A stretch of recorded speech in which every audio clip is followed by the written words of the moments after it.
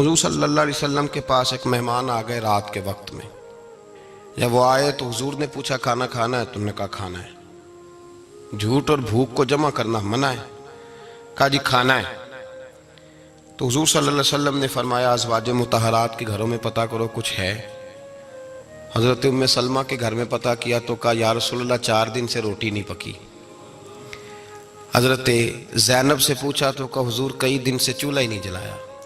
حضرت عائشہ صدیقہ، حضرت میمونہ، حضرت سودا، تمام گھروں سے بظاہر یہ 2 جہاں کے شاہ ہیں پر پاس کچھ رکھتے نہیں. 2 جہاں کی نعمتیں ہیں ان کے خالی ہاتھ میں. ہر چیز ہے پر فقر اختیاری ہے. کوئی شے نہ ملی تو نبی پاک صلی اللہ علیہ وسلم نے مسجد میں اعلان کیا، فرمایا کون ہے جو میرے مہمان کو روٹی کھلائے؟ ان لفظوں کا حسن کوئی حسن والا ہی سمجھ سکتا ہے. فرمایا کون ہے جو میرے مہمان کو کھانا کھلائے؟ تو ایک صحابی لے گئے اور اٹھے وہ صحابی جو صحابہ میں غریب تھے، ایک انصاری جو غریب آدمی تھے. بہت زیادہ امیر آدمی اللہ کی راہ میں خرچ نہیں کر پاتا، اس کے لیے مشکل ہو جاتا ہے. اس کے لیے بہت امیر آدمی جو ہوتا ہے نا، وہ جتنا زیادہ امیر ہوتا ہے نا اتنی دیوار اس کے گرد کھڑی ہو جاتی ہے پیسوں کی، مشکل ہو جاتا ہے اس کے لیے. غریب آدمی کھڑے ہوئے. اگرچہ میرے محبوب کے غلاموں میں جو بڑے امیر تھے وہ بھی خرچ کرنے میں بڑے آگے تھے. حضرت عثمان غنی رضی اللہ تعالیٰ عنہ، حضرت عبد الرحمن ابن عوف، حضرت ابو بکر صدیق رضی اللہ. لیکن یہ غریب آدمی کا حضور میں لے جاؤں گا، میں لے کے جاؤں. اور یہ بخاری مسلم ہے. حضور نے فرمایا لے جاؤ. وہ اب صحابی گھر لے گئے اور بیوی سے مشورہ کیا. بات پہ غور کرنا، ہر چیز کی بھوک دیکھی جا سکتی ہے، بچوں کی نہیں دیکھی جا سکتی. وہ انصاری حضور کے مہمان کو گھر لے گئے، جا کے بیوی سے مشورہ کیا. کہا بھلی مانس گھر میں کچھ ہے؟ تو اس نے کہا تھوڑا سا بچوں کے لیے کھانا رکھا ہے. بچوں کے لیے. بچے تو بزدل کر دیتے ہیں، بچے تو آدمی کو بزدل کر دیتے ہیں، بچے تو مار دیتے ہیں، کلیجہ پھٹ جاتا ہے بچہ بھوکا ہو تو، نیند ہی نہیں آتی. اب صحابی اپنی بیوی سے کیا کہتے ہیں؟ کہتے ہیں بچوں کو بہلا کے سلا دے. اور رسول اللہ کے لیے نہیں، رسول اللہ کے مہمان کے لیے، بھئی نبی پاک کے لیے نہیں، حضور کے. تجھ سے در در سے سگ اور سگ سے ہے مجھ کو نسبت، میری گردن میں بھی ہے دور کا پٹکا تیرا. تجھ سے در در سے سگ سگ سے ہے مجھ کو نسبت. لمبی بات ہے. کہ بچوں کو سلا دو. بی بی نے بچوں کو سلا دیا تو میاں بیوی کا مشورہ ہوا کہ مہمان کے ساتھ بیٹھ کے روٹی کھانا بھی سنت ہے. تو اب مہمان کے ساتھ بیٹھ کے کھانا بھی ہے تو کھانا ہے 1-2 آدمی کا. اب خاوند اپنی بیوی کو تیار کرتا ہے کہ میں بھی کھانے پہ بیٹھ جاؤں گا، تو بھی بیٹھ جانا. اور جب مہمان کھانے میں ہاتھ ڈال لے تو اٹھنا، کہنا او ہو دیا تو صحیح کیا ہی نہیں، ابھی بجھ جائے گا، اور جا کے دیا بجھا دینا. ہم ہاتھ ہلاتے رہیں گے، مہمان روٹی کھاتا رہے گا. اور یار اس درد کو، اس کیف کو سمجھو. گھر میں بچے بھی بھوکے، بچوں کی ماں بھی بھوکی، بچوں کا باپ بھی بھوکا. دسترخوان پہ روٹی لگ گئی، روٹیاں چون ڈالیں. بی بی اٹھی کہنے لگی او ہو چراغ تو صحیح کیا ہی نہیں، یہ تو بجھ جائے گا. حوصلے مند بی بی جس نے بچے بھوکے سلا دیے. وہ بھوکے سوئے ہوئے بچوں کی بھوکی اماں اٹھی اور اپنے خاوند کی تابع داری میں اٹھی. میں گڈی تے ہتھ ڈور سجن دے، وہ جنج رکھے اونج رہنا ہے. اٹھی اور اس نے نا دیا ٹھیک کرنے کے بہانے بجھا دیا. مہمان روٹی کھاتا رہا اور رسول اللہ کے نوکر قربانی دیتے رہے.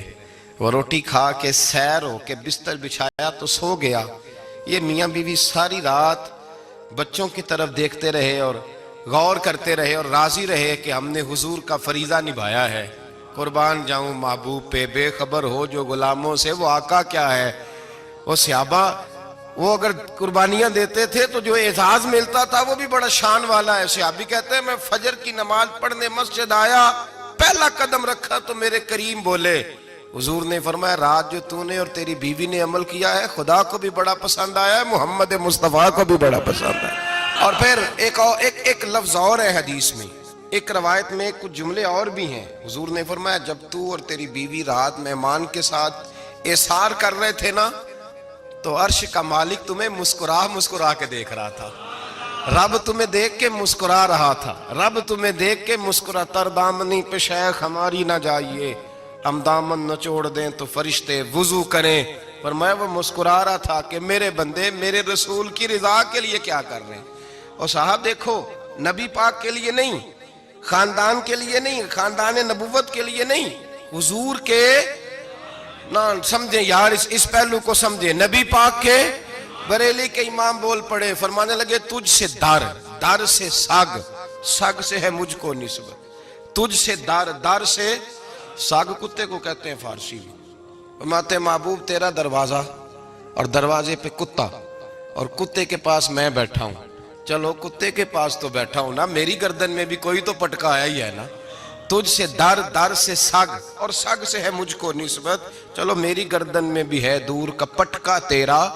قرآن مجید بول اٹھا، رب کریم نے فرمایا حبیب یہ تیرے غلام وہ ہیں کہ وَيُقْسِرُونَ عَلَىٰ أَنفُسِهِمْ وَلَوْ كَانَ بِهِمْ خَصَاصَةٌ، فرمایا ان کا حال یہ ہے کہ جس چیز کی شدید حاجت ہوتی ہے وہ بھی اپنے بھائیوں پہ قربان کر دیتے ہیں، وہ دے دیتے ہیں تیرے نام پہ۔ جب مکے والے مدینے آئے انصار مدینہ تو میرے مصطفیٰ کریم نے فرمایا نہ تمہاری نسلیں ایک ہیں نہ قبیلے ایک ہیں، لیکن تمہارا نبی ایک ہے، تمہارا رسول ایک، خدا ایک، کتاب ایک، تمہارا میری وجہ سے رشتہ ہے، چلو اپنے بھائیوں کے ساتھ احسار کرو، چلو احسار کرو۔ اگر کسی کے 2 مکان تھے تو اس نے ایک اس کو دے دیا جو مکے سے آیا تھا، 2 باغ تھے تو ایک دے دیا، کسی کے پاس ایک تھا تو آدھا بانٹ کے دے دیا، ہر چیز تقسیم کر دی۔ حالات بدل جاتے ہیں، حالات بدل جاتے ہیں، تلک الایام نداولها بین الناس، اللہ لوگوں کے درمیان دن بدل دیتا ہے، حالات بدل گئے، بڑا مال غنیمت آیا، بنو نزیر کا علاقہ فتح ہوا تو میرے رسول پاک صلی اللہ تعالیٰ علیہ وسلم نے انصار مدینہ کو اکٹھا کیا، فرمایا بھئی مال اب بڑا آ گیا ہے۔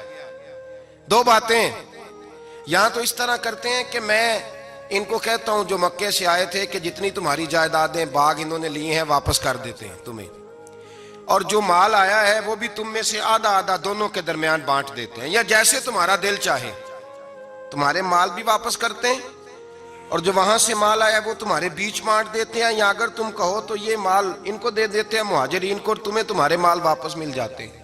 حضور نے پوچھا انصار مدینہ سے، حضرت سعد بن معاذ، سعد بن عبادہ تڑپ کے کھڑے ہوئے، عرض کی محبوبہ میں تو ابو بکر کو جانتا ہی نہیں تھا، حضور مجھے کیا پتا عمر کون ہے، میں کیا جانوں عثمان غنی مولا علی کی عظمتوں کو، محبوبہ میں نے تو تجھے ان کی طرف مسکرا کے دیکھتے ہوئے دیکھا ہے، تیرا جلوہ دیکھا ہے، تجھ سے در در سے سگ سگ سے ہے مجھ کو نسبت۔